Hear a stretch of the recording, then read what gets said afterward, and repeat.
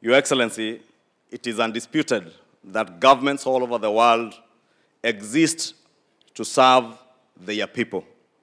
And parliaments, in effect, act as a principal lawmaking institution that is charged with the legislative function, hence setting the boundaries within which any government, including yours, Your Excellency, will operate. It is my conviction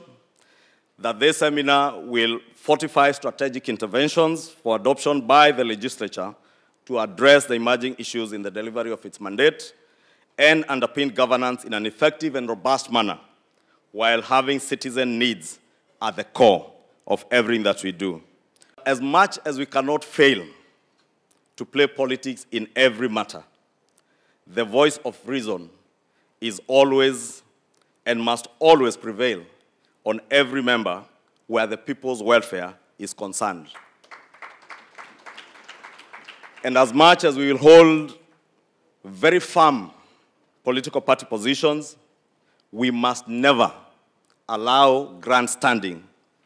to come in the way of well-intended and noble decisions that the National Assembly make in line with our constitutional mandate to serve the people that we come to represent.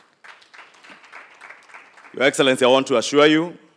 that this is a spirit I will endeavor to have matters resolved across the divide with our minority party colleagues, and similarly, and more importantly, we must, as the National Assembly, come together to play our rightful role to ensure effective oversight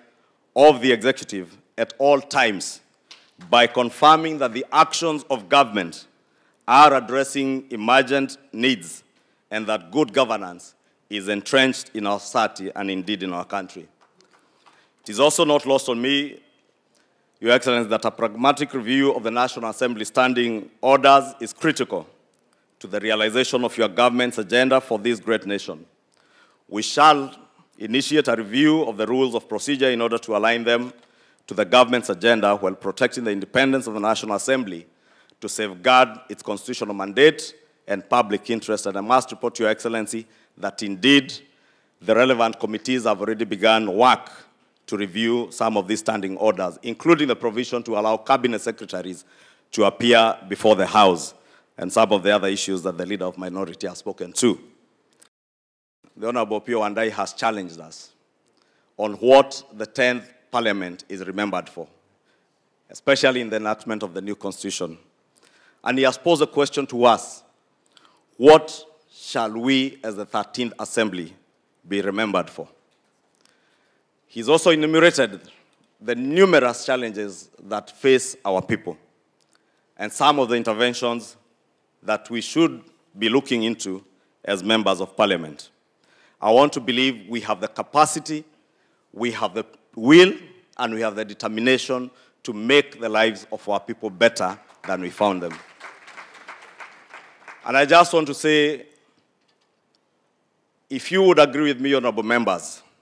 knowing the suffering that our people are undergoing today, knowing the kind of economy that we have come into office under, it is a challenge to us that this Parliament must and should be remembered as that assembly that restored the economic dignity of our people and restored hope in their country. And I want to end by challenging you, honorable members, that we must be able to take our rightful position as members of Parliament to represent our people, to oversight government, but as I said, not to ever allow grandstanding and firm political party positions to get on the way of what is right for the people of Kenya. Let us always stand for what is right, what will improve the lot of our people, and I believe we have that capacity even to review and look at all the issues that the leader of minority has spoken to, including what you have already done